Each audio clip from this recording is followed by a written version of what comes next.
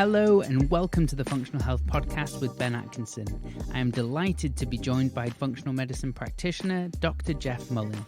This podcast goes through the ins and outs of skin health with more of a focus on acne and eczema and what we can do to improve these conditions. We talk about genetics, diet, supplementation, which collagen powder is best for skin health, and much, much more.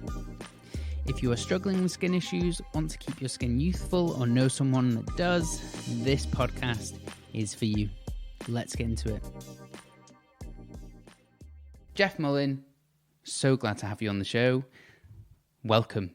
Hi, Ben. Nice to be here. Thanks for inviting me along. Oh, it's an absolute pleasure to speak with you. It's been a long time coming, and I know we had some technical difficulties before we just started, so thank you for being so patient with that. No problem. This is something which I have a huge interest around, which is skin health. I've had my own skin issues when I was younger, and it's great to have an expert on the show to dive into these many different ailments and how to treat them, and also the reasons why they occur in the first place. Skin health is just health a lot of the times, because that's just the bit that you can see. And actually, when we come to treating all these things, actually, it's not a skin targeted treatment, but it's a more system-wide treatment that comes to. But skin's a great way of looking to see how someone's health is. Do you feel more energy or less energy? You can it's quite subjective, whereas you either have a skin condition or you don't. It's a really, really useful tool for use in functional health. Yeah, for sure. And it's one of those things when you talk about energy, that's not visible to a lot of people unless you're around someone and they're really dragging their heels. When skin health is normally very obvious. Yeah, we know that people will have, say issues if they've got psoriatic arthropathy, they've got sore joints, etc. But how bad their plaques are, how flared up they are, that's a pretty clear indicator of what's happening with their disease at that time. So, without having to go and look at lots of kind of fancy different, immune interleukins and all the rest, or T cells, you can actually just look at the skin and tell what's going on. Yeah, absolutely. How did you get into this area? Because what was your background? And then functional medicine. I mean, I've met very few practitioners which are functional medicine practitioners that actually specialize in skin health. Yeah, so I'd trained in NHS, qualified as a surgeon, trained here in London, actually, at King's College. Oh, yeah. And then in 2007, I left to set up a skin clinic where we did a bit of skin surgery, we did some cosmetic dermatology, did some aesthetics and lots of laser treatments, etc. And spent a bit of time out in the US with a few clinics out there with some dermatologists, some surgeons. And over the years, we would see a lot of not the severe derm issues. We always send those to dermatologists, but actually the really common ones. So eczema and acne are the two most common skin conditions, and quite badly treated in the UK, because if it's really bad, fine, you can see a dermatologist. If it's not that bad, they're kind of pushed off to the side. But 80% of people will have an issue with acne at some stage. In kids, it's probably 30% of kids have some degree of eczema, and a little bit less than adults, it's 2 or 3%. So these really common skin conditions were just not well treated. And so we started seeing a lot of these. And back in the early days, like a lot of doctors, see condition, diagnose it, give X medication, and that will work for a while. And in skin conditions, you can be sure they come back again. And we treat all these. And then that's really what got me into functional medicine. It's kind of like, is there actually a way we can understand why people are getting these? Sure, I know there's genetic components, but not 100% of people with those genes get that condition. So what's the missing link here? And that whole idea of, understand the function on a deeper level, and then you might be able to actually hit a target a little bit easier. And as you know, Ben, we're not talking medicines here. We're talking nutrition, we're talking lifestyle, etc.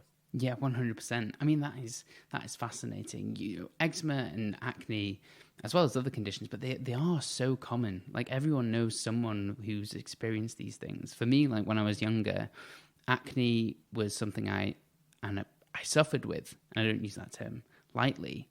I ended up being on Accutane, which is in my understanding is the kind of like last resort in terms of treatment. But that did seem to help initially. But what happened as I got older is I realized that I'd still have flare-ups, but they were mainly down to like diet and lifestyle. One of the triggers for me was dairy. Yeah, we know it's those hormones that increase turnover rate. So in acne, you need three things. You need a high turnover rate of skin cells. So that's what's going to clog the pores. The sebum, something's going on with the sebum. Is it change viscosity? You're producing lots of it. And then the acne bacteria itself in the skin. So what increases that skin turnover rate? Well, testosterone is a big one. In puberty, you have these big surges of testosterone, increase this skin turnover rate. Probably not got the best diet in the world as well. So some of these essential fatty acids are missing, and you end up getting these clogged pores. And so, look, it's difficult in teenagers because those hormone surges are needed. They're needed to make everything grow. Unfortunately, it makes the skin grow and turn over quickly. One of the messengers that they do this through is something called IGF-1, insulin-like growth factor, which we're all very well aware of. And if you're in that group of people that are more likely to develop acne, that increase in IGF-1 from certain foodstuffs can be enough to push you into actually having the condition. And so when I tell people, dairy is the number one thing I tell people, look, if you're suffering from acne, cut it out, certainly whilst you're suffering. Not saying don't have it forever. I hate telling people to go on restrictive food diets, but cut back on it. And the reason being that the casein and the whey proteins in dairy, if you're a regular dairy drinker, you'll have 20 to 30% higher IGF. So that's usually enough to make someone increase and have acne. So that's kind of one of the big ones, Ben. We also know what's the other big driver? Sugar. Sugar pushes up IGF as well. So that old myth, and I still hear lots of dermatologists kind of go, oh no, that doesn't make any difference to acne. You just need to go on Racketein. It's like, sure, that will reduce your sebum production by about 98%. Sure, you're not going to get acne when you're on that, but there's many more steps in the ladder. And as a doctor, I rarely use antibiotics. I've had to use antibiotics twice for 2 bad flare-ups for patients in the last 4 years because we know all the knock-on effects they have, and they're short-term fixes. Yeah, of course. Yeah, I mean, unfortunately, they never seem to move the needle with me. Or if they did initially, and then it always came back like a couple of months after treatment. And they seem to have repeated bounce as well. So I always have, I can't remember the exact form of antibiotics that I had, but I remember trying one and then another and then going back to the other. And it was just like, where does it end? Yeah. And that's a shame because I think you hit the nail on the head. Like testosterone, it always happens during puberty, or did for me, and it seems to be ubiquitous, even in women, which is an interesting one as well. Because you said one of the drivers is testosterone. Yeah, well, what is the driver in women? So in women you get, and I've seen really capable professional women in tears in my clinic with frustration. They're in their 30s and 40s, and they've got acne. So don't underestimate the mental impact that it has on someone's self-esteem. And so with women, again, it's a hormone imbalance. So too much estrogen or too little estrogen. So it's the estrogen, progesterone, testosterone balance. So it's all of those things. So it becomes complex. And if someone has a lot of estrogen, I see sometimes I'll use things like DIM. And so it helps to reduce some of the estrogen metabolites or excrete them as they should be excreted. But also that dietary advice of cutting out the dairy, cutting out the sugar, then may well be using a topical retinoid to help reduce the sebum. But again, the omega-3 acids. So we could get into the whole immunology of how omega-3s affect and reduce inflammation in the skin, but let's move on to that a little bit later, because I want to circle back to dairy, because it's quite interesting what you said about IGF-1. Because for me, when I think of IGF-1 production, I mean, milk's an interesting one because it increases IGF-1 and also it's insulinogenic essentially. So it increases insulin more so than the carbohydrates and protein alone. It has some like strange effect in that regard. I think that's why it's commonly used for like muscle building. But equally, proteins and like protein intake will increase IGF-1, but do not seem, well, in my experience, and I would love to get your thoughts on this, to have the kind of acne-inducing effect as something like milk would. Yeah, good point. Look, as you said with milk, the glycemic index is 31. but it has an effect. It's an insulin secretagogue that it has an IGF effect of 6 to 7 times higher than that. So, it's like your mega GI. So it's really strong. The IGF effect really is high, and it's interesting, but it's the protein in the milk that's causing it. It's not the lactose. So it's the casein and the whey proteins have the secondary effect of driving it. So when you say proteins don't seem to push IGF, it's the milk proteins do. And a lot of those milk proteins are the proteins that are sometimes used in some of the bodybuilding products, the whey proteins. Of course. But possibly it's the combination of both of those. Exactly. So they almost could have like a combination effect with the casein and the whey. I've never really thought of it in that way before. There's this interesting part of milk where it has something like 60 different natural hormones in it, not necessarily harmful ones, but which we actually don't know the full effects of in humans because it's for a baby cow. Well, exactly. So the peptides, the exosomes that are in milk, there is lots of messages packaged in those little mRNAs that it's telling the body to do certain things. With regard to exosomes, how do you think they interplay with acne production itself? And is it sebum which is the problem there? The exosomes in milk, from what I've read, and Ben, maybe you can tell me better, it's quite theoretical as to what peptides are doing what. What is this information in here? And the research is fascinating on them. It's clearly telling the body to do something. And from what we can see, milk is basically it's a growth hormone for guys, so it's a growth hormone for us as well. It's not dissimilar. It's pushing all of those things that's telling the body grow, proliferate, and that's fine if you're trying to go out and bodybuild and all the rest. But if you've got troublesome skin, that's kind of causing issues that you're getting this. The last thing you want is proliferation. You want the opposite, and so you're trying to reduce it back down the other way. But I'd love to know your thoughts on the exosomes. Well, I also think it's theoretical as well. Like, people always bring it up. I've heard plenty of people, functional medicine doctors, bring up the due to the exosomes and peptides that are in milk may be exacerbating the condition, but there seems to be very little evidence that that's actually the case.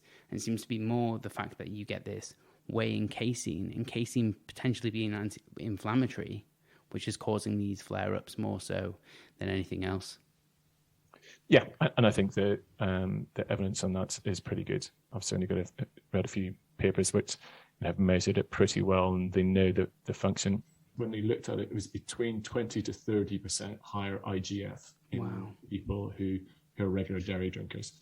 And another interesting one is that skimmed milk's even worse than full-fat milk. Yes, yeah.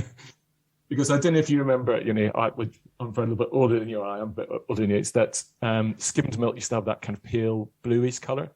I'm sure you know this. So they now add extra milk proteins to skimmed milk because it's not fat to make it look white. So it becomes even higher in casein and protein and whey proteins than full fat milk. And then also you don't have the anti-inflammatory effect of the fat as well. So if you really want to do your worst with your acne, skimmed milk is the worst. So that's why I say just normal milk if you're going to see anything. And also why? Because it drives IGF a little bit more. There's lots of studies showing that if you're trying to lose weight, skimmed milk is worse for you than full fat milk. Yeah, absolutely. And weirdly, same with muscle growth. So it seems to be that full fat milk seems to be a bit more beneficial for muscle growth than skimmed. Now, the underlying mechanisms for that, I have no idea. But it might be due to kind of hormones regulating that, because in general, bodybuilders tend to reduce their fat intake and up carbohydrates and proteins. And it might be that the saturated fats in milk are actually beneficial for hormone production. But, I mean, that's something else entirely. That makes sense. It makes sense. I think the removing the fat from milk is removing a lot of the good stuff. Well, it becomes an unnatural product, right? When you start doing that. Which I think we've just indicated to it, but the more natural you make something, it seems to be the more negative health consequences that there are. I mean, sugarcane is very different from sugar. Completely agree. You can look at the strong links between processed foods and obesity, for example, as processed foods go up in places like the US. I read recently that in the last decade, calorie intake in the US, for example, has actually gone down over the last decade, but obesity has gone up by like 14%. So there's a mismatch between calories. Obviously, they have a highly calorific diet, but it's not just that. Yeah, I mean, always multifaceted, multifactorial. I mean, we know that kind of activity level has seriously decreased, but also there's lots of studies now showing a lower glycemic load diet, you can actually have more calories and not put on weight than if you're on one which is highly insulinogenic, high GI, in the region of 200 to 300 calories, which doesn't sound a lot, but actually can be quite significant. Yeah, hence why, as you say, those high glycemic index foods are just a killer. They cause so much issue, they cause so much inflammation, and they don't naturally occur in our normal food ecosystem. It's a way of, I suppose, food companies hacking what your body thinks it likes by putting in that sugar. It's kind of like, yep, that's high calorie, give me more. But I've always been fascinated by the fact that naturally occurring kind of high sugar foods, like honey, you never sit down unless you maybe poo bear and eat a full pot of honey. Your body seems to switch off the craving quite quickly. Don't know if you know why that is. No, I don't know either. At all. But that's an interesting one itself. But again, more natural the product, I guess. Yeah. Whatever. But and also because honey is primarily fructose, so there could be an interesting link there. But I don't know enough about it. And going back to the dairy element, I didn't think I'd focus on this as much, but it's got my brain whirling now.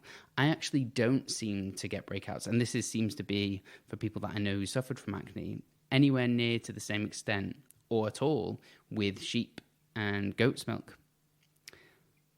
And I was thinking this is a driver like the A1 and A2 casing might be a problem with that. So A1 being the more inflammatory, supposedly, rather than the A2. And this is due to the hybridization of cattle, changing the proteins that come out in the milk. But I don't know whether you had an opinion on that or a thought. It absolutely makes sense that one of them is going to drive more IGF than another. But it's something that's happening on purpose. It's not an inflammatory bad result. It's the casein proteins doing what their function is supposed to do, is make you grow. Yeah. That's why they're triggering it. And so possibly the types that are triggered in dairy or in cattle are just more potent. And so you're getting that stronger effect. But talking about glycemic index, I say this is probably not one to go on to, because I was looking at the glycemic index of oat milk recently. Oh, yeah. Which I often tell people to take, but I think it's 120, 130. It's like I didn't know that. That's really high. Yeah, exactly. So, but I think it's the way it's kind of made with canola oil, or certainly some of the commercial ones are. The homemade version, if you can ever make yourself do it, which my wife Vicky does occasionally, is still pretty good. But I think it's all the enzymatic processes that go on in the commercialized one. So, like everything, you dig deep enough and not everything is quite as perfect as it seems. Yeah. I mean, you can't milk. Can you milk an almond? That whole thing. Moving on to clinical manifestations, because we talked about acne, but we've kind of not spoken about how it actually manifests in people. Because some people can get kind of pustulates and boils, ones which are underneath the skin, and also blackheads. And there seems to be like a difference there between what they actually are and how they present. What are the reasons behind that? Or are there any that we know of? Yeah, look, there's lots of different types of acne, and you kind of see them more commonly at different stages. So you can go from the little white bumps you get on your skin or on the forehead, quite commonly, comedogenic acne. And they all come down to the three factors we talked about, but the whole way through to mild pustules, severe pustules. You can get cysts under the skin or lots of cystic acne. And there's different causes for that. Often the nodular cystic acne tends to be the more hormonal-driven acne. Mm-hmm. When it comes to nutrients, linoleic acid plays a really fascinating part in when it comes to comedogenic acne. And there's been studies that have been done that show that low linoleic acid basically seems to cause comedogenic acne in a large percentage of people. And it's as simple as correcting it. And say CLA, either even in primrose oil or borage oil, even better. And it seems to be one of the key essential fatty acids that allows the other fatty acids to kind of get into the skin, where they're important in ceramides, they're important in that kind of acidic skin barrier, etc. So when that's lacking, it seems the viscosity of the sebum changes, and then that's when they get those bumps. So for a lot of people, that's be quite an easy win without having to go down medication. I did not know that. So just for clarity there, because you said linoleic acid, is that gamma linoleic acid? Because gamma linoleic acid is in primrose oil and things like that. Linoleic acid is essentially an omega-6 fatty acid. GLA is definitely important for skin inflammation. And clinically, my kind of go-tos for acne is I put people these days on krill, often. Tolerate a little bit better. It's got phospholipids as well. I stick them on krill. I put them on GLA. Vitamin D, because you tend to get that Th2, Th1 rebalancing. Right, yes. Definitely. Can you dive into that a little bit more, sorry, with the Th1, Th2, and why that's a driver of acne when it's dysregulated? It was back in the 80s, wasn't it, when they did the mice studies that first kind of came up with the Th1, Th2 kind of helper cell theories, that you have certain types of T cells that activate certain pathways, you have other types of T helper cells that activate others. And, one tends to help us fight off viruses and bacteria and cancer cells, etc. The other T helper 2 is very much the antibody driven kind of immunity that's needed. And so both of these are really important. If one gets unbalanced over the other, it causes issues. We want them to both be well balanced. And certainly in autoimmune type conditions, and I know we kind of got off a little bit tangent, so we're going to talk about things like eczema or atopic dermatitis. Yeah, I think we can weave these in. These are all kind of interconnected in one way or another, aren't they? Yeah, of course they are. And so it's autoimmune, it's antibodies, it's IgE mediated, it's that atopy, the asthma, the rhinitis, and the eczema, are all linked together, and that's very much a T helper 2 driven mechanism. And so eczema is one of my big ones, where it's kind of like eczema, sure, you can treat it on the local level, yes, kind of reduce that lesion, and there's a couple of fantastic products out there. Steroids I'm certainly not a fan of, but there are other kind of immune inhibitors like tacrolimus, which is really successful. And I think I was talking about there's a new product, there's the Advocate trials in the US that are just about to finish their phase 3 trials, whether it's lebrikizumab, which is a biologic, and that's an interleukin-13 inhibitor. And again, this is all T cell inactivation. Tacrolimus, interleukin-2 blocker, it's a T cell inhibitor. And yes, you can have a cream and put it on your skin, but ultimately there's something going on with your inflammatory mediators. They're telling you to do something. When you get this chronic cycle of inflammation that gets dysregulated, it's trying to, can you reset or rebalance that to stop that chronic condition? We can do that with pretty strong medications, tons of stuff that you can do it with diet, lifestyle, to really kind of rebalance that Th1, Th2, and so things like cold therapy, etc., which is quite fascinating. You've mentioned a few things there which I'd love to pick up on, because a kind of a light bulb moment when you mentioned the link between Th1 and rhinitis and asthma and things of that nature, because quite often I see people have all three, or they suffer from all three. It's not just one, which is quite interesting, or they're quite prone to getting them cyclically. And I'm just wondering there whether if you deal, because in functional medicine we always talk about the root cause, and then if you deal with that Th1 dysregulation, whether all those kinds of ailments just clear up. But that's not something which I've seen. I was wondering if you've seen that in the past. Yeah, absolutely it does. It's kind of high levels of the Th2 dominance that you get, and that's an IgE kind of mediated. We know what's going on. We know that genetically some people are predisposed to producing more of these. And so for those people, rebalancing it is really important. And, that's why, when it comes to Th2 balancing, gut is really important. And guts and skin, I've tried to work out, where is the link? Where does it really where does it really work? Because I've read so many different theories. Possibly one of the ones that was most kind of convincing is that you've got something called like toll-like receptors in the skin. Specifically, some of them are very, on the keratinocytes in particular, are sensitive to lipopolysaccharides and bacteria. That seems to trigger the keratinocytes.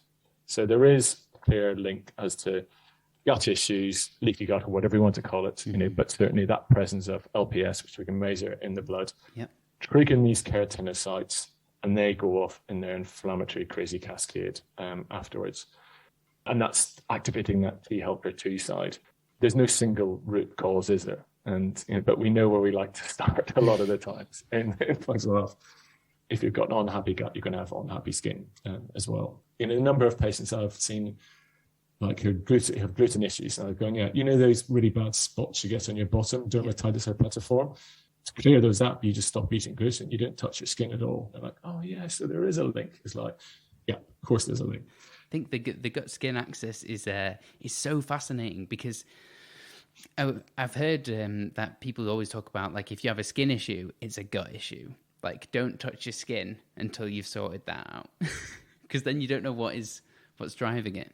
Yeah, I think a lot of time there's definitely some inflammation issues going on. I know we bang on about the gut a lot. There are other ones out there as well. I think TH2 dominance are certainly linked to low levels of glutathione, and there's lots of reasons that can happen. So N-acetylcysteine is kind of one of my go-tos when it comes to improving skin health. And actually, people talk about vitamin C and vitamin E, but actually the main antioxidant in skin's glutathione. The other vitamin C replenishes vitamin E, and they kind of have this interplay. But it seems to be when you fix those glutathione levels, that seems to certainly help. Or things like zinc, which boosts glutathione peroxidase, all of these things reduce acne scores. And again, done on RCTs that, they can actually show that glutathione will help your acne. So the other things, vitamin D is the other one that we know we use to balance TH1 and TH2. Yeah, immune modulator. Vitamin D has a massive impact on the skin. So that's that's a big one. I'm always thinking, like, when people go out in the sun, and this is anecdotal, so you're gonna have to forgive me, but it's interesting nonetheless. When people go out in the sun, their skin tends to clear up. More so. And I'm always thinking there must be loads of different reasons why that is the case. But I'm thinking the sun actually helps you utilize vitamin A more effectively, and vitamin A is essential for skin health, as well as vitamin D as well, production. I'm thinking it has multiple different reasons why it would clear up your skin. Although vitamin D supplementation seems to be hugely beneficial by itself as well. Sun and skin's controversial, when it comes to acne. Yeah, because overdoing it. Some people, the skin gets really inflamed in the sun, and some people do really well when they put on sunscreens with when they've got acne. That's probably a slightly different mechanism as well, which I may as well explain as I touched on it.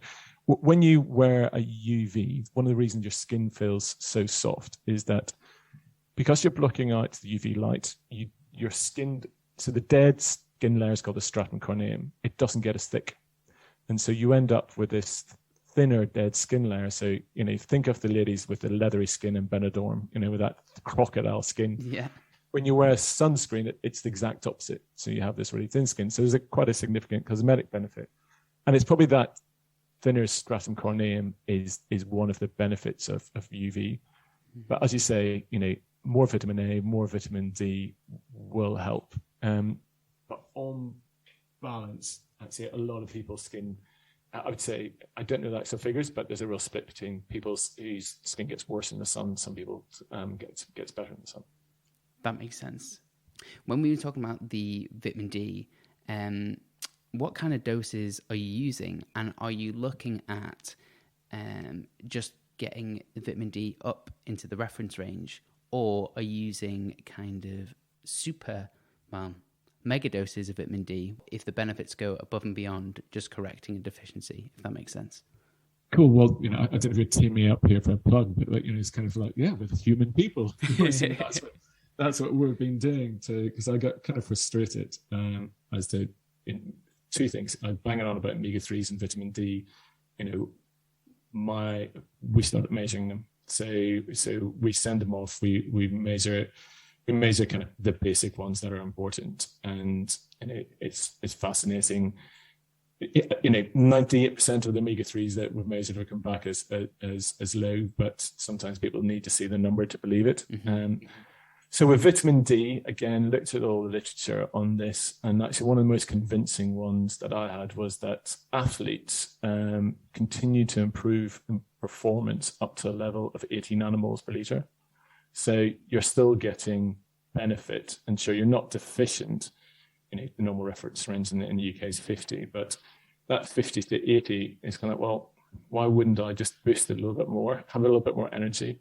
Especially if you're a guy in your 40s, we know that there's vitamin D receptors on the Leydig cells in the testes, so a little bit higher testosterone as well. And it doesn't boost testosterone, but if your vitamin D is low, it often links to low testosterone. So we tend to, and then we start looking at a lot of the genetics as well around it. And so we built it in, so we're looking at VDR receptors and GC, etc.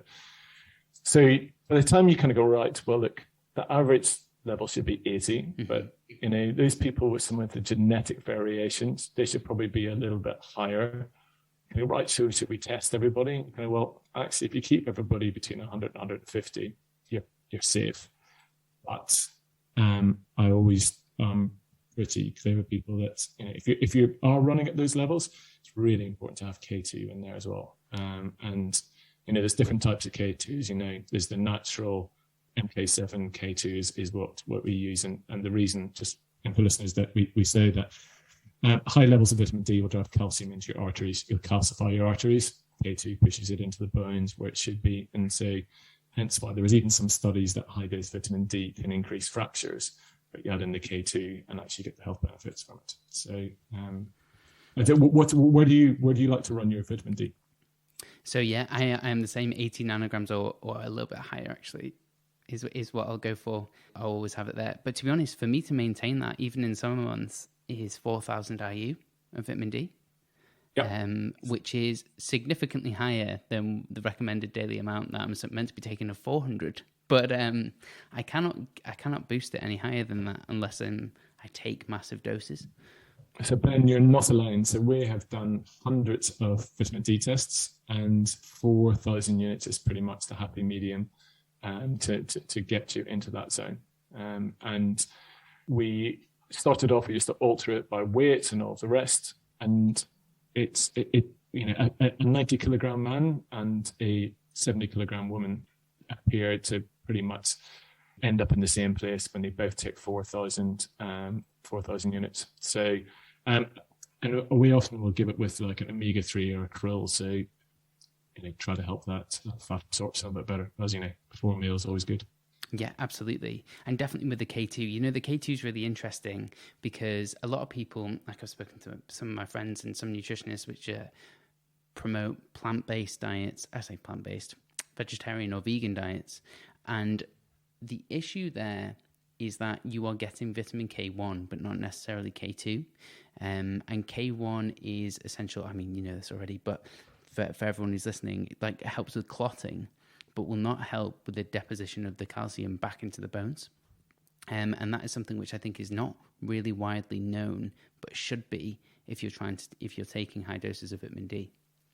Yeah, and I think particularly for young women, in that we know that maximizing your calcium density in your 30s is the biggest protection against osteoporosis post-menopause. So it's not something you need to worry about when you're older. It's something you really need to nail now, and easily done with the right type of K2.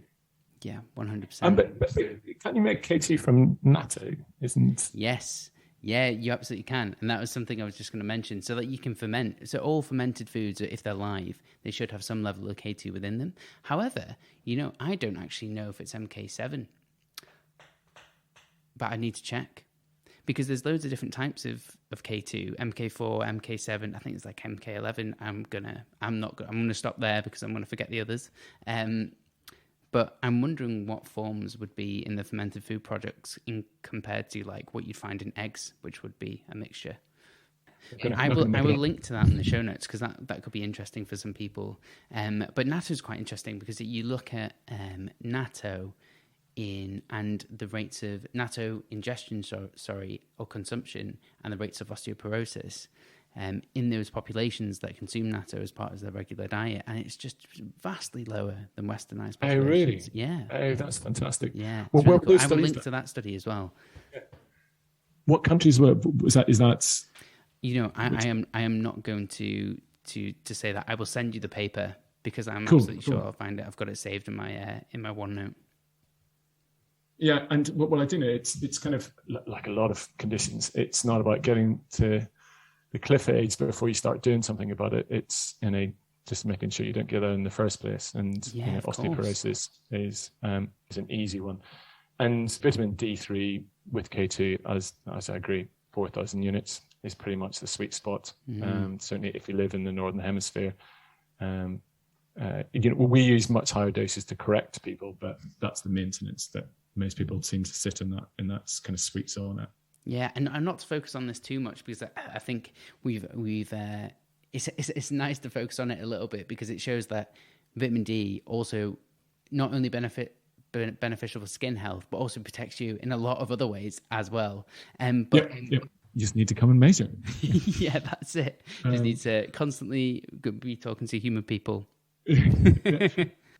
The reason we went down there was that we were telling people to do things, and it's kind of like, well, look, how are we checking this? How do we know that actually that has worked? We've got to this level, and omega-3s have such a significant, inflammatory impact on the skin, and so we now know that things like DHA inhibit these toll-like receptors that kind of really affects that whole NF-kappa B inflammatory pathway.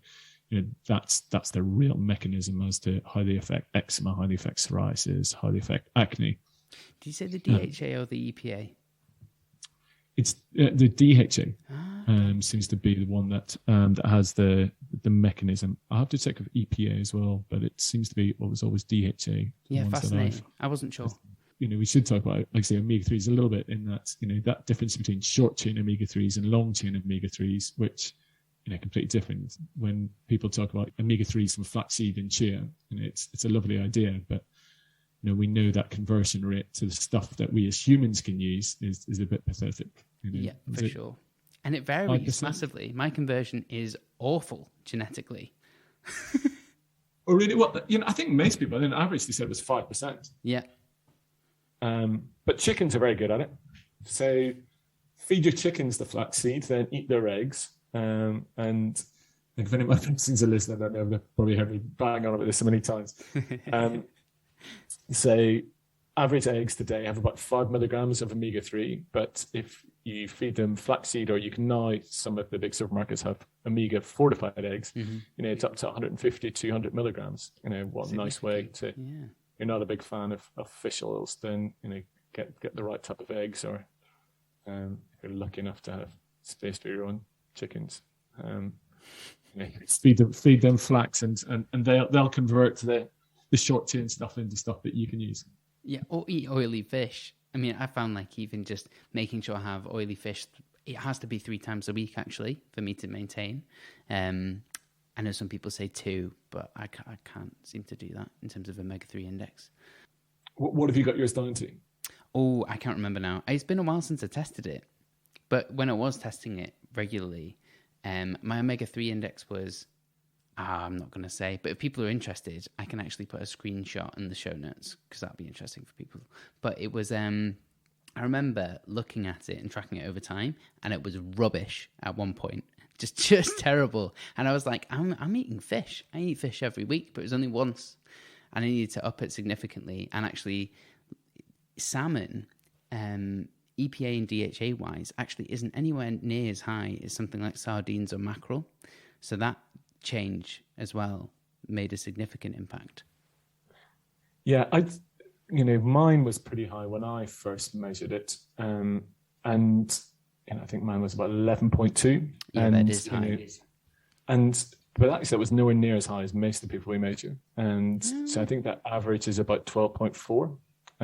So we measure lots of them. And I would say it took, of taking 750 milligrams of DHA and EPA omega-3s, probably about 3 months to get it down to around 6. So it comes down, it improves really slowly.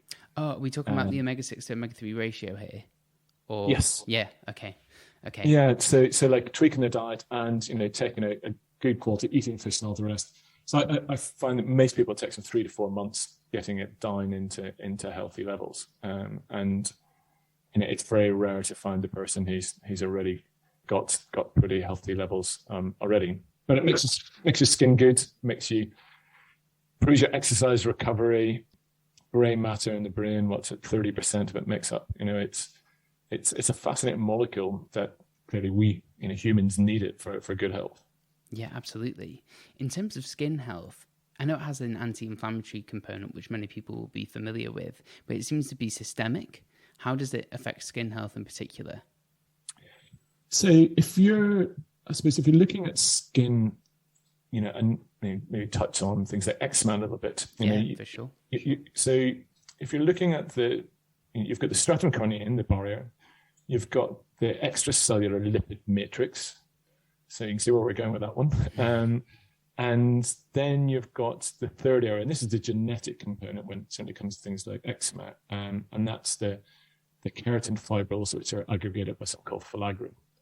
And so, that's extracellular lipid matrix is 25% cholesterol. So if you've got a super low cholesterol diet, it's going to affect your skin hydration, how healthy your skin is. Mm-hmm. It's 15% fatty acids, 50% ceramides. And ceramides is a sphingosine plus a fatty acid. So, to have that hydration, to make that cement to hold your skin together, fatty acids are absolutely essential. Just touching on the third one, and this was an Australian professor who discovered the filaggrin. And filaggrin, it's filament aggregating protein. So it holds together these little fibrils and holds the structure together.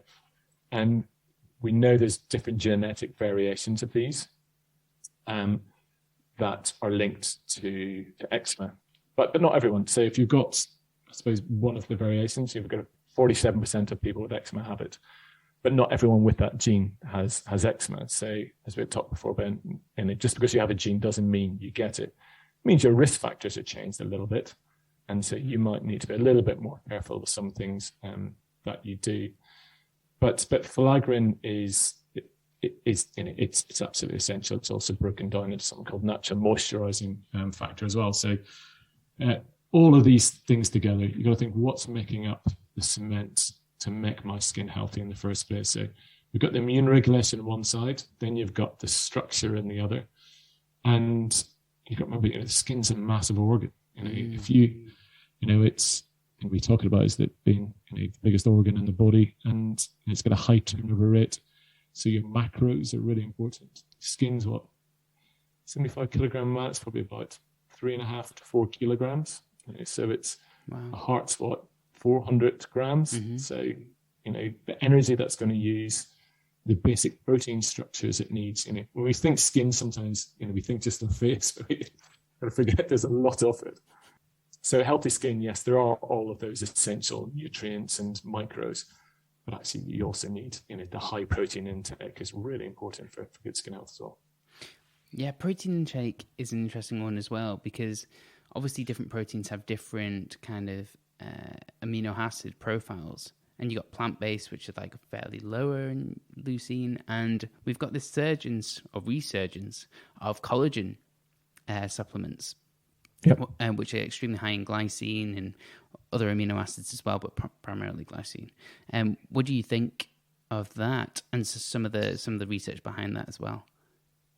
Yeah, so I've looked into this in a fair bit of detail, and actually in March last year was the first good review of, I think it was 27 different randomized controlled trials looking at collagen peptides. Yes.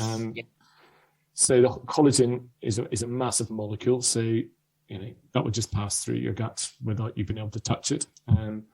And I have to remember it's proline, hydroxyproline, the other two amino acids are certainly very high in it as well. And so you kind of go, okay, fine, you smash this up, you get some of the amino acids that make up your skin. So that's kind of the way I'd thought of it for a while. It's kind of like, really? So nice. So maybe you're deficient in them. As you know, if you're deficient in something and you give it to it, it helps. But just having loads of it around isn't going to do much. But actually the mechanism is now better understood. So it's actually an enzyme inhibitor is how it works.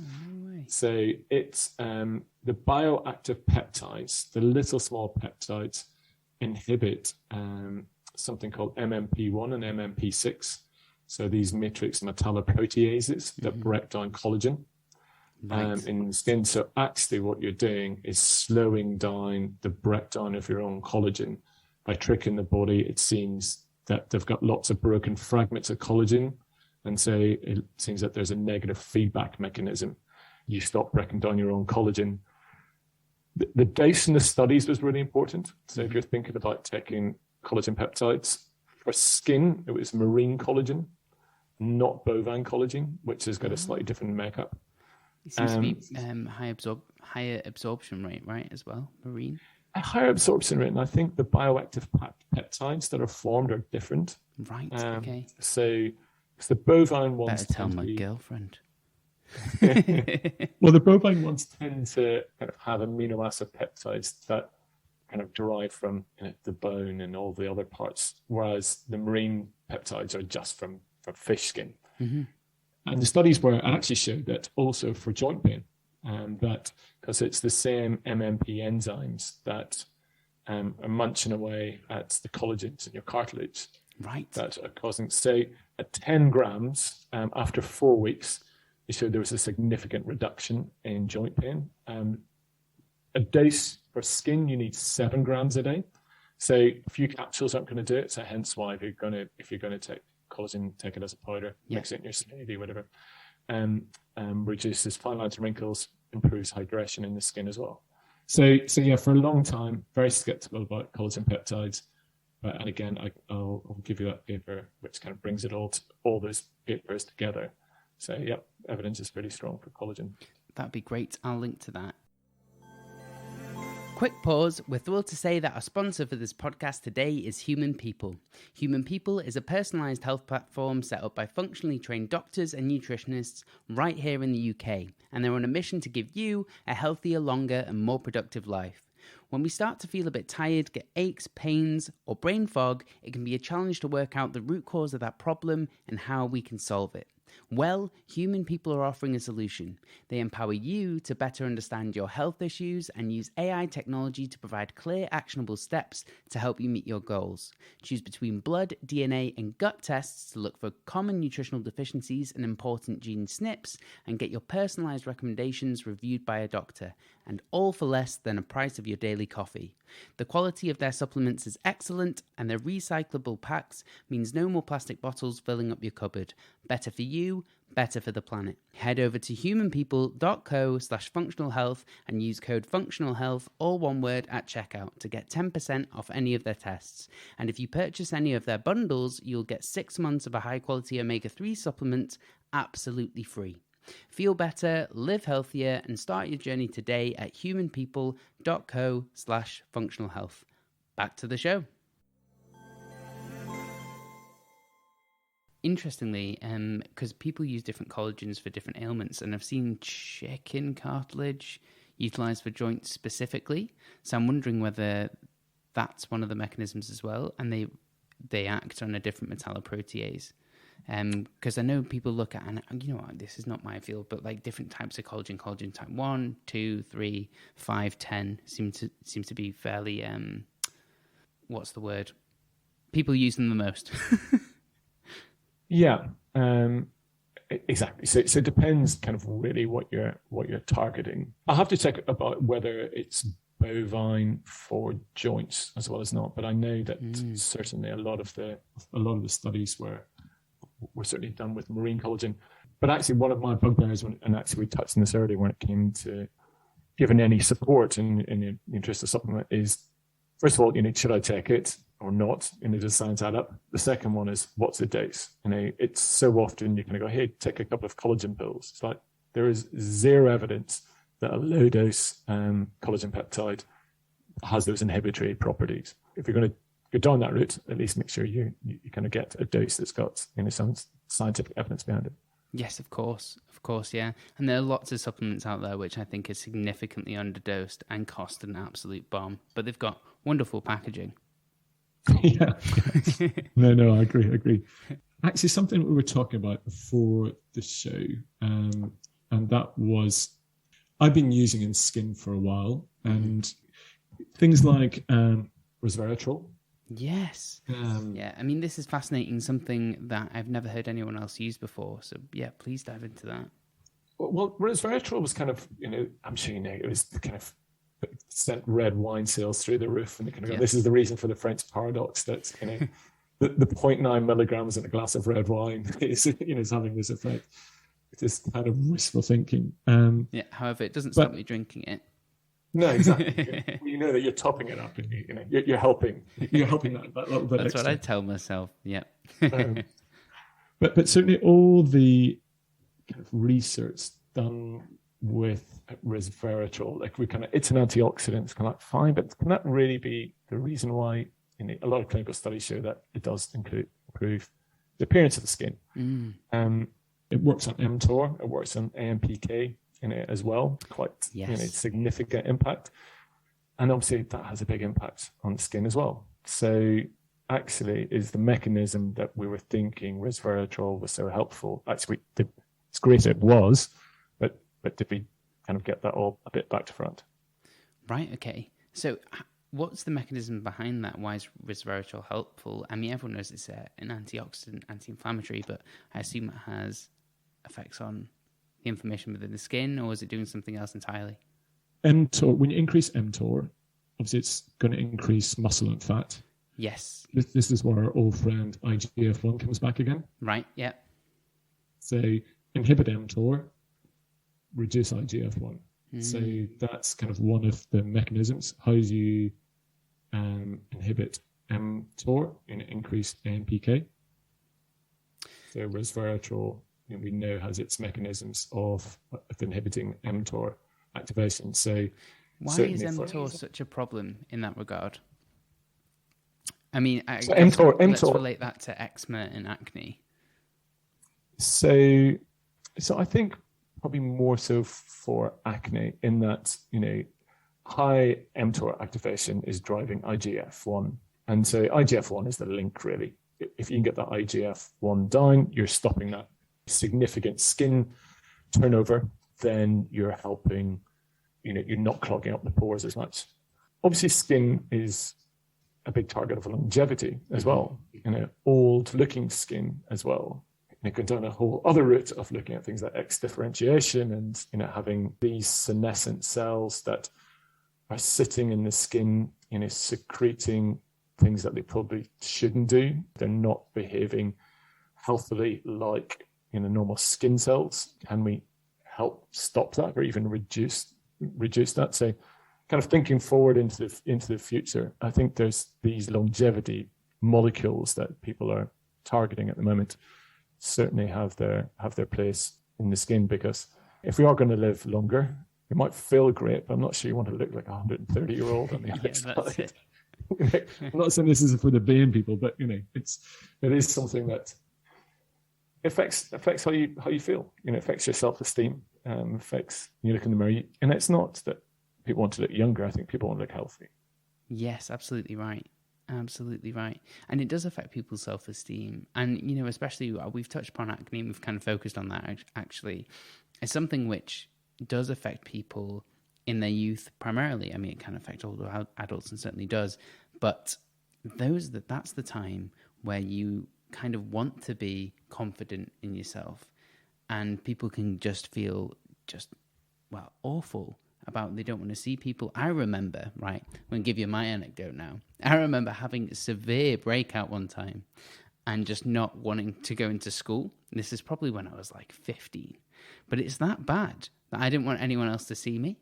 I mean, that is, I think I tolerated that time quite well, but if I wasn't a confident person when I was younger, I can't imagine how damaging that would be on someone's mental health, or indeed now, if when adults have flare-ups like this, how it would affect them.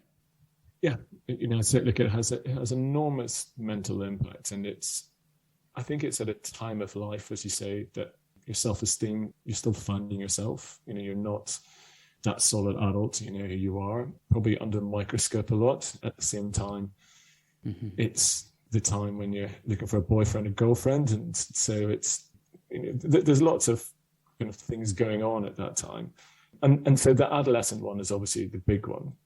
That female hormonal acne that happens later on in life to 1 out of 5 women is the other one that has a really big impact. And and often there's quite simple stuff. It's understanding the mechanism, what's going on. For example, the skin barrier, skin pH is 4.7. Even just using a gentle cleanser to cleanse your skin can make a big difference, because every time you wash your skin, you increase the pH by about 1.5 to 2. All of a sudden you have to then produce lots more fatty acids and all this sebum to try to neutralize it, or you can slap on a glycerol-derived moisturizer to neutralize it and clog up all your pores. So it's often just that gentle information. It's kind of like use an acid cleanser. And some of the simple ones I recommend are things like Cetaphil. It's inexpensive. Get your diet right. Cutting out those things like dairy and sugar, as we mentioned, and that takes you a long way to getting on top of that. Sometimes you have to go further, and that's why we have this ladder that you can go up different steps and adding in things to dry out the sebum like retin A, etc. But it's one not to suffer in silence with, and also when you do try to make changes, and in adolescent, your skin takes 4 weeks to turn over, so you're unlikely to get a result from something within 2 days. Yeah, so of course. So we've spoken about a wide range of things now: omega-3 fatty acids, vitamin D, kind of gut health and how that's linked to gut-skin axis, resveratrol, and kind of omega-3s, how they lower the inflammation as well. And also, you touched upon mTOR and AMPK, which I want to dive into right now. and I have to say, when it comes to kind of things like mTOR, AMPK, you probably know a lot more about it than I do. It's something that we've been looking into more recently, which clearly has pretty strong. So I'm not going to try to kind of bamboozle you, say, actually for anti-aging, should we be going down the NMN resveratrol route and things like berberine more than some of these other things? David Sinclair? Yeah. He kind of pioneered that movement, and he now looks like a child. He's got, I don't know what he's been doing. It is fascinating. I'm not convinced by all his spiel, but I think that there's clearly some good science in there, and all the Yamanaka factor stuff is absolutely fascinating. And whoever can work out how to make those work properly, which he claims that they're on the process of doing. In animals, though. Yes, I think he has done it in animals, hasn't he? Has he done it in animals already? See, you'll be ahead of this than I am, I think. I think he did. I think it was kind of the stuff they were doing around multipotent stem cells, and managing to use the Yamanaka factors to kind of reverse them and stuff. So often, it's still out there a little bit. But the two big areas are, can you turn these on in a way that doesn't make your life utterly miserable? Yeah, I think something we probably should touch on, because I think a lot of David Sinclair's longevity stuff is that fast all the time, don't ever drink any alcohol, spend your time in the freezing cold, and do high intensity exercise. It's like, okay, right, suffer. Are you living? Yeah, exactly. Suffering is what turns these genes on. It's kind of like, not only do you live longer, but it feels like you're living twice as long as that as well. So, I think it's, you want to, live that high quality life as well. There's a balance in there somewhere. I don't know. What's your feeling on that longevity stuff, or what angle do you want to talk about from? with the longevity stuff, I find it fascinating because with longevity, when we talk about longevity, we're talking about lifespan. And because of that, it basically reduces your risk of every other condition, like cancers and things like that. So a lot of oncologists I know are actually moving into the so-called longevity space because you're getting like minimizing cancer, well, the risk of cancers through some of these these molecules, which I think is fascinating as well, and something which I didn't, even though it sounds incredibly obvious, is something that I didn't consider, like reducing your risk of heart disease and everything like that. I remember metformin being utilized early on in the longevity space, and then people looking at berberine having similar benefits in terms of like blood glucose disposal and things like that, but also doesn't it affect mTOR in a way? Yeah, because it's a hypoglycemic. So any hypoglycemic will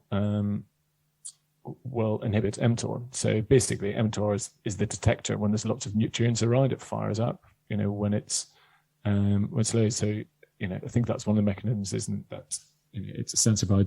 I think it may well have a direct effect as well.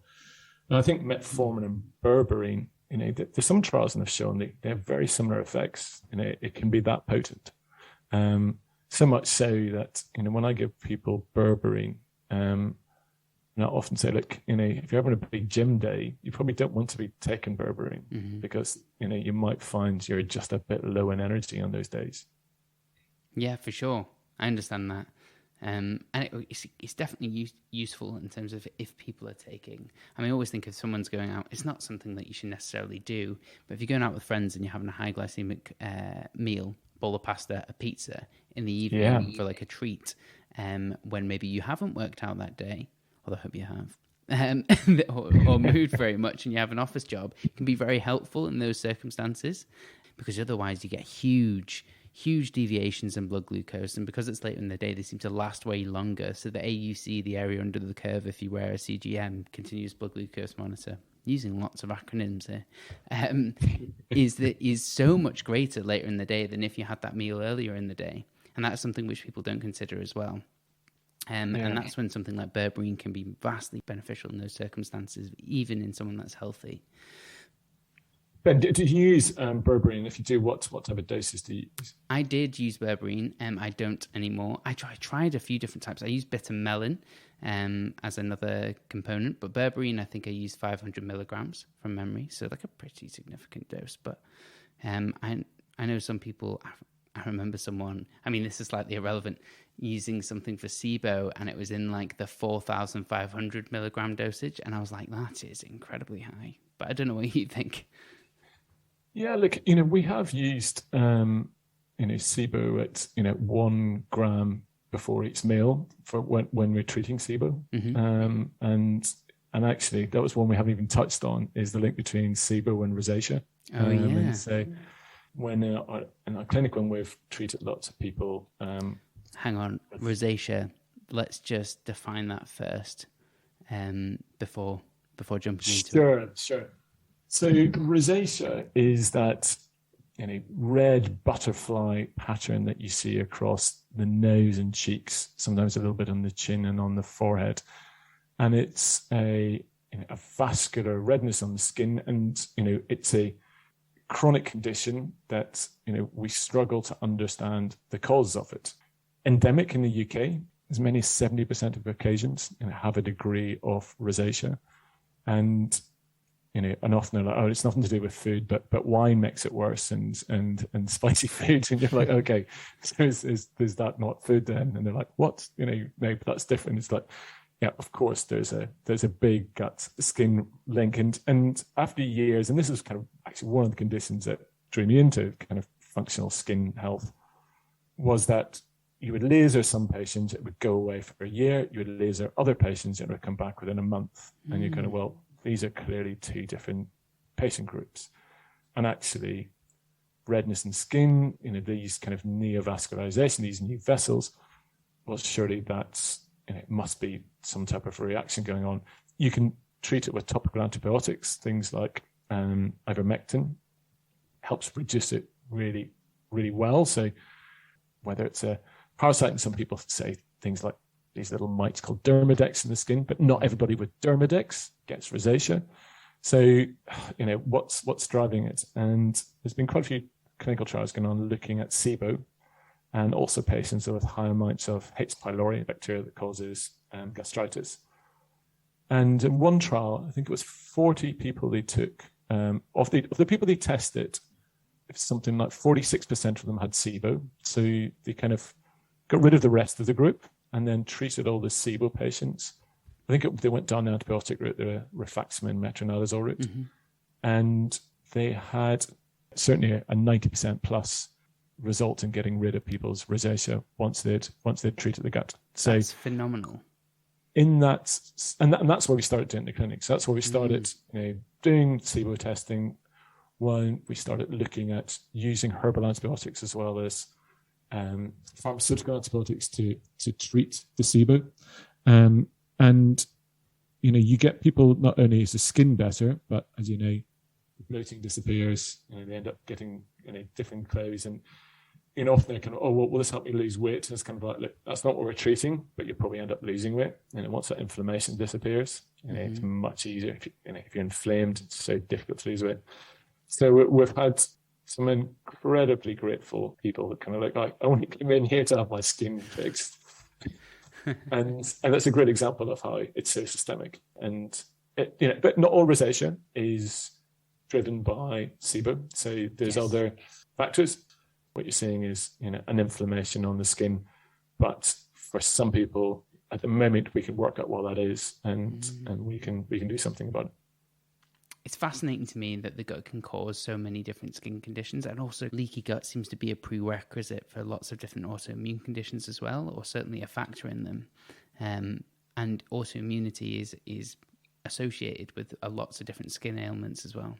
A lot of the toll-like receptors in the body have receptors for lipopolysaccharide. Lipopolysaccharide is the fragments that you get when something leaks out of the gut. Mm-hmm. And so, we have a mechanism to fire up in a crazy way when that happens. The body really doesn't like an unhealthy gut. And the foods that we now eat, they're more inflammatory. They cause more issues. I've got, my middle son has significant gluten issues. He doesn't have the HLA-D U27 for, or I can't remember which day. For celiac. I don't remember either. But I sometimes wonder, is it just the people with that haplotype end up getting really bad gluten sensitivities, whereas the people without that haplotype still get it, but they just don't get it as bad because they still produce antibodies. If you look at CT scans, they still produce plaques in the brain from gluten, and that's my scare tactic when people have been kind of having clear gluten issues in the clinic. They kind of go, well, I know I get a bit of brain fog. And, I don't know if you've seen any of the CT scans where you see kind of atrophy, you see literally white plaques, like, no way, like little infarcts in the brain that are caused by gluten. So, because I know it causes leakage of the blood-brain barrier, so that does make sense. But I've not seen the CT scans. That is something which I definitely need to look up. If you want to persuade anyone. Yeah, well, but the CT scans, and that's in patients that have gluten insensitivity as well, not just celiacs. Mm-hmm. So, but my son, when he was 7, started basically crying from joint pain at night, and so we kind of eliminated an elimination diet. And I can remember the day that we introduced a little bit of gluten. In fact, he had a little bit of sushi, and all it was the gluten in a bit of soy sauce, and he almost needed to be carried back to the car. He was in so much pain from it, so and I know you could do a whole podcast on why on earth has gluten caused this massive immune reaction, and it can be quite controversial because I'm certainly one of those people who's like, oh no, don't take away my nice frosty white bread. Finally, we now kind of tend to actually just avoid gluten. I think that was mostly because Peroni got out a gluten-free beer, so it was okay. Yeah, then it's okay. I think Estrella may have one as well now, so he's in luck. Yeah. I was going to say, not sponsored by Peroni, but if you're listening, if you are listening, any beer company, What was I going to say? The first podcast I ever did was with Dr. Tom O'Brien. He's like the gluten guy. Okay. So you've covered this. So my apologies. I clearly haven't read that, listened to that one. No. I wouldn't expect you to, but he was. He definitely covered it in depth, and we spoke about because he written a book. It was like the autoimmune fix, and he's hammers home the message about gluten. And he also brought another book out, and I'm going to butcher the name, but it's something like "You Can Fix Your Brain" or something similar. And he talks about the leakage of the blood-brain barrier due to gluten and some other effects. For example, if you have a sensitivity to nightshades, it can also have a similar effect as well. But gluten seems to be significant, and also one which, some people don't have any gut symptoms at all, but it manifests like your son elsewhere in the body, joints, brain fog, things of that nature. I still get brain fog occasionally from food, and I still don't know what it's from. I don't think it's gluten, because in general we basically stay away from gluten, but I need to figure that one out. Is it when you have high glycemic index foods? Not necessarily, no. No, I actually think it's probably more driven from, this could be another podcast in itself, but it could be more driven from mast cells, like histamine. It's a high histamine. Yeah. So, it's something which I'm diving into, but it's a long road, I think, sometimes, especially when I'm quite dialed in anyway. Normally I can just figure out what it is, but it could be whatever stress has caused something, and it's just something which is just tipping it. What's it called? I guess just overfilling my bucket of resilience. So therefore I'm just manifesting in brain fog when normally I'd be able to tolerate a certain food, and now I can't. But it's probably a temporary thing. Well, at least I'm hoping. Yeah, the gluten kind of glycemic index one, because I'd often put down brain fog or feeling really tired, and if I've had a pizza or high pasta meal to glycemic index, which it can be. Until a couple of times with my son, I had pasta which was kind of non-gluten pasta. I was like, I don't seem to have the same brain fog. Oh, right. And so clearly have a gluten sensitivity as well. And so, I don't feel unwell from it, but I certainly get a bit of brain fog and quite enjoy the fact that actually, I also find my exercise recovery is really affected. I ache way more if I've had a load of gluten and done exercise on the same day than on the next day. So clearly it would make sense. My son's got a problem with it. There's probably something in my genes that's not a big fan of it as well. Yeah, that's really interesting, and I think probably quite eye-opening to some people as well. I speak to a lot of functional medicine practitioners and doctors in general, and there is a split between people who think gluten's a major issue and some that think it's not an issue at all. But I do think if you evaluate the different symptoms that people have, I think it's probably more of an issue than people think, even though we maybe don't understand exactly why yet. I like Geoff Mullan's he's professor of medicine, assistant professor of medicine, and I mix it up. I can't remember his Yale or John Hopkins, but he's a GI surgeon, and he talks a lot about gluten, and in that it's a long, difficult amino acid to break down, and so it's probably one of the more difficult molecules. And so if your gut's not in a great place, then it's going to cause an issue. Mm-hmm. Whereas if your gut is in a great place, it's not going to cause an issue. So, actually, is it the problem, or almost is it an indicator of you're not that well? And I know for some people it's not. Some people it's they have a massive autoimmune reaction to it. But if you're ever going to test how healthy your gut is, it's probably one of the things that you can do to do that. Because he's a very strong believer in that. I don't want people cutting out food groups. Once your gut's healthy enough, you should be eating gluten again. And I buy that. In that, me too. If you can, do eat it. Don't be restrictive, but also be sensitive to the fact that if it's making you feel tired and a bit rubbish, it's not going to be doing you good. So it's having that little bit of insight into what's going on.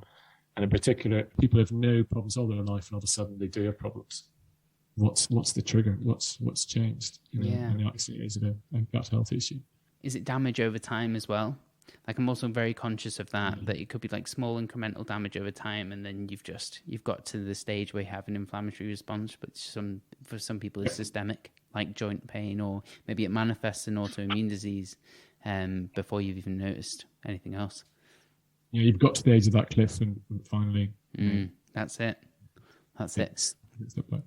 Something that we actually brushed over, even though I want to touch upon it now, because I think it's important as a tool that clinicians can use, and certainly everyone can use with regards to skin health in relation to probably both eczema and acne, is fasting. Because you mentioned mTOR and AMPK, and one of the easiest ways that everyone can do to lower mTOR and increase AMPK is fast for a certain period of time. And then not only is fasting, in terms of the time that you're not eating, beneficial, but also you have less spikes in IGF-1, in mTOR when you do eat, just because you have a reduced eating window. Yeah, completely agree. It's a simple one to do. And actually someone told me recently that, breakfast isn't the most important meal of the day is actually a marketing slogan from Kellogg's. Yes. So, it's kind of, well, actually, some people it works, some people it doesn't. I've never been a breakfast person. I've also had carried this guilt around me for years. I'm missing my best meal of the day. And saying, now Walter Longo's works come out on autophagy and the benefits of fasting. So yeah, great. I was doing it all along.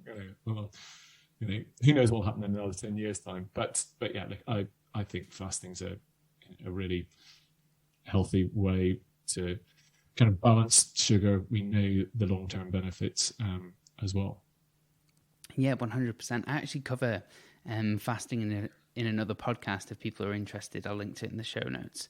But just in terms of this, I've looked at research which looks at like prolonged fasting over 3 days, and as a acute but dramatic reduction in IGF-1. It's really significant. Yes. However, I think with everyone, I don't think fasting is beneficial for everyone, especially if you're coming from a nutrient deficient basis to begin with, or if you have a history of eating disorders or anything like that. It needs to be monitored extremely carefully.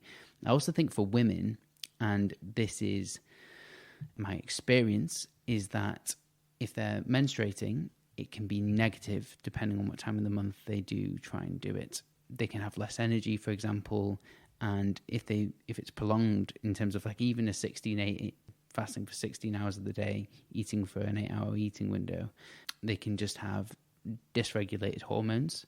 But I don't know whether I imagine that's only for a subset of the population, but I think it's important to consider as well. I haven't used fasting for treating acne. I suppose it's kind of been giving people advice on diet, the types of foods to eat, and not anything that reduces IGF-1, certainly for hormonal acne.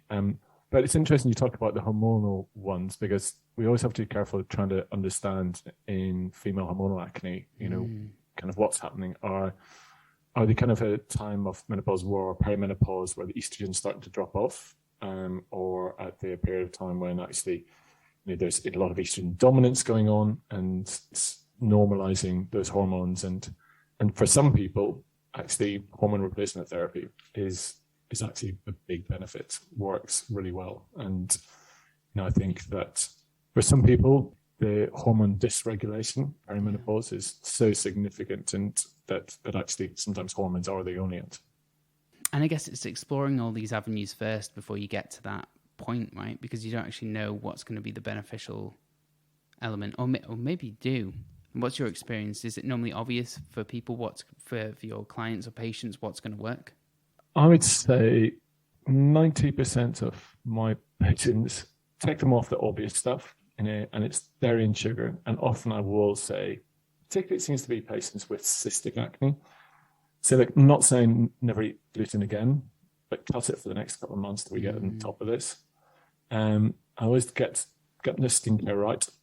Quite often I will use a topical vitamin A, known as retin-A or tretinoin, because it just reduces the sebum really quickly. And it's not the long-term solution, but when you're in that area, you can reduce it.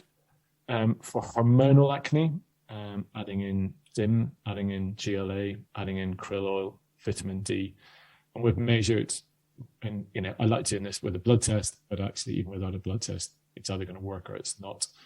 And for a lot of people, that's enough. It's rare that you need to go to stronger treatments, or it's only if someone has really, really difficult cystic acne where you're trying to get on top of it quickly to avoid scarring in the long term. These days, I never have to have the Roaccutane conversation. But if it's a young person who's going to scar badly, maybe they want to just jump on it quickly, but preferably not, because there's so many side effects from it, and particularly some pretty significant psychological side effects. Yeah, of course. People will Google what they should use on their skin, and I'm sure every practitioner or nutritional therapist or indeed person who's listened to this, I've probably heard of people putting toothpaste on their acne and things like that. What's the as a funny side note before we end? What's the funniest thing that you've heard of people using to try and get rid of their acne? Yeah, I have heard the toothpaste one. I was never quite sure what the evidence was. But actually, a little hack: if you are using Retin-A, you always start off using it very slowly. So every third night, and will often cause night break in that first 2 weeks. So I'm telling a number of people I know use Retin-A and say, "Oh, it didn't work. Give me a night break." It's like, yeah, that's what it does. First 2 weeks, it will often cause a night break. If you're also using Retin-A and that little spot pops out, you tend to use it at night, no moisturizer afterwards. Start using it every third night, then every second night. Some people only ever use it every second night. A little dab of Retin-A is the king of drying out those spots. Really? And it's prescription strength, which you can normally get from your GP on the NHS. Okay, that is a great hack. Sorry, I'm trying to think of a funny one for you, but I think I've said about the toothpaste, and I think everyone's heard of that. I've heard lemon juice before. Tea tree oil seems to be actually, I've used tea tree oil. It seems to work for me, but it dries it up very mildly, and I don't really get big spots anymore. So it's probably something which would work if it was very small. Any fruit acid will help because you break down the comedones, a little plug.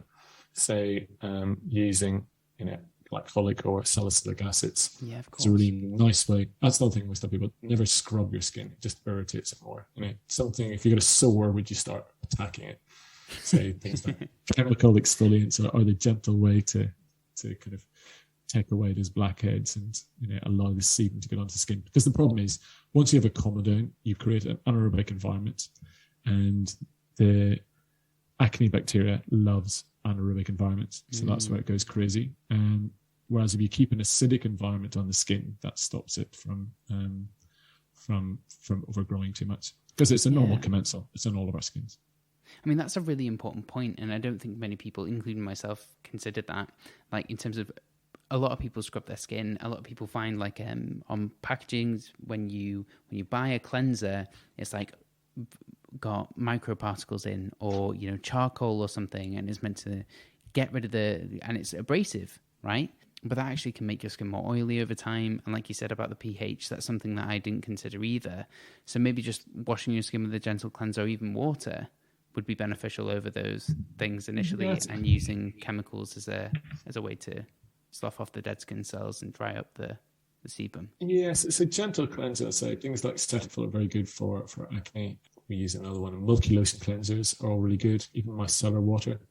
Normal water itself is actually quite harsh on your skin. Okay, good to know. So it's using just plain water tends to dry it out quite a bit.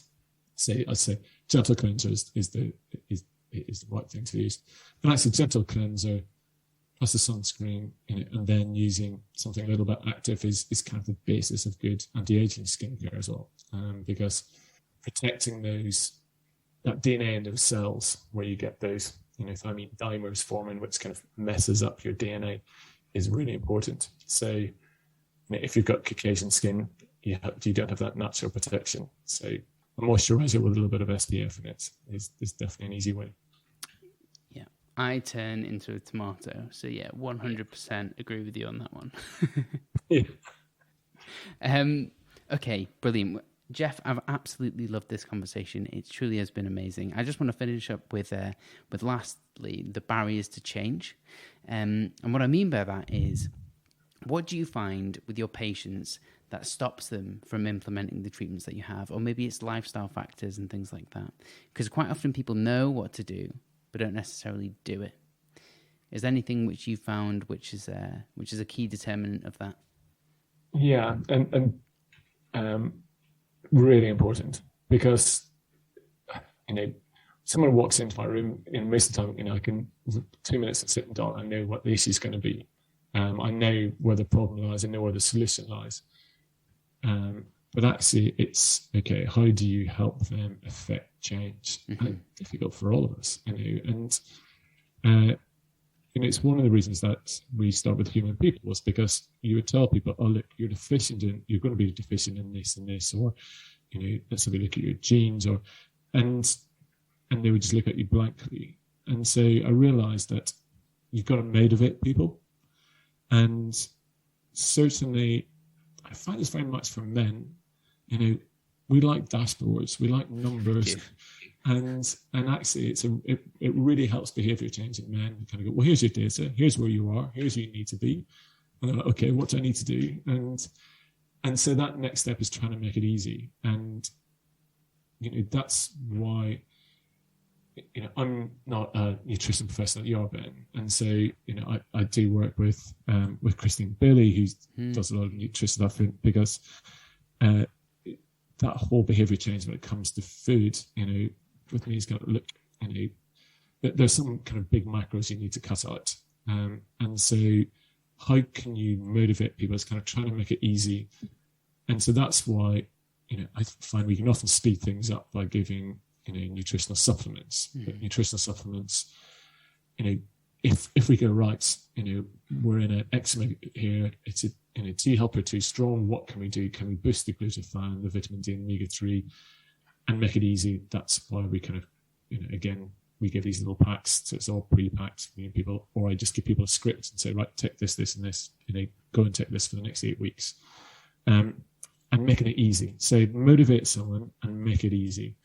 They start to see improvements, and you then hope that starts to get them to contemplate more significant change, where it's like, okay, well, I could take a fish oil, or maybe I could start eating fish 2 or 3 times a week. And so it's that bridge into those healthier changes. And if you're like me, I don't eat a perfect diet all the time. Sometimes I clinic, I'm super busy and all of the rest. And that's why I still like to back that up with, target supplementation. But I only want to take what I need. And that's why, I go down the route, I measure. That gives me the motivation to go, right, I need to kind of keep improving this and make it easy. Yeah, love that. Completely agree with it all. Final question before we finish. What is the most impactful health change that you've made in your life, and why? So I would say I would say probably when like a lot of people, when their kids are born, for the first time, somebody is born who you want to outlive you, and it's this kind of real looking at your own mortality. And I was probably, so my fat percentage was a little bit higher than it should be at that stage. And I remember thinking, well, this isn't cool, and I can remember going on a protein-heavy diet to try to lose. I lost about 2 stone at that time, and that for me helped me to start getting back to exercising more regularly and running more regularly. It was kind of around similar time where I started getting more interested in nutrigenomics and genetics and understanding how my body worked, which was really impactful for me, because I realized why exercising never worked for me before, and then I kind of did know. So it was probably that, my child being born, weight loss, understanding my body a little bit better, and I've kept that off and kept exercising ever since. So it comes back to health, eating the right food and doing some exercise. But really, the most impactful health change then was your son being born. As my son was born, exactly.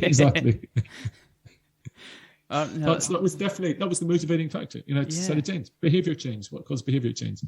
Okay, my motivation is I want to be healthy. I want to be a dad who runs around with my kid when he's older. So I got my motivation, and then behavior change was actually a food diet that worked for me, and so that made it easy. So yeah, those were the big health changes. Love that story. Thank you for sharing that. Geoff, it has been an absolute pleasure to speak to you. But before I let you go, can you please tell everyone where they can find you and what exciting projects you have coming up? At the moment, I'm not actually sitting in any new places at the moment, but we do have a clinic in Connaught Street in London, because I'm spending all my time on a new project, which is Human People. And this is really a way of trying to take the tools that we use in the clinic to make it accessible for people to use. So, at-home blood testing. So a lot of things we mentioned today, can I test those easily? And so we've got a platform which is a CQC regular platform to be able to do that. But also when it comes to genetics, and we didn't talk much about genetics today, but there's some, I know know how important it is to understand that, certainly motivation, and understand how your body works. And we work with a company called Atlas Biomed to, for DNA and microbiome testing, but also with built-in software into the website where it's free for people to upload their 23andMe or even their Ancestry raw data to give them insight. But the reason we're doing all this is to try to kind of tie that knot together. It's kind of like, okay, what can I do with this that actually makes sense? And so hopefully we can share some good information that allows people to go on and make those ultimately behavior changes. That's what, to me, good health is. And having used your platform, I can definitely say it's different to other platforms I have used. I won't mention the ones I've used, but I've definitely mentioned them in other podcasts. Because you add the functional medicine element, it's quite unique in that regard, and I've not seen that before. Yeah, look, we've really gone to town, and with Christine as well, in that anything we recommend has to be based on good, solid science. If we're going down the route, and we do use a lot of nutritional supplements because that was the easy change that we felt a lot of people could take as their initial change. It's only part of health. Ultimately, what we want to do is get you onto eating that amazing diet, but it's making sure that the quality of the supplements is there, and also, like we touched on earlier, the strengths of what you're giving is actually the right strengths. Mm-hmm. Right forms, absolutely. Okay, brilliant. Geoff, it's been a pleasure again. Thank you so much for taking the time out to speak to us, and I hope that we can do this again soon. Ben, fantastic. Really enjoyed chatting to you.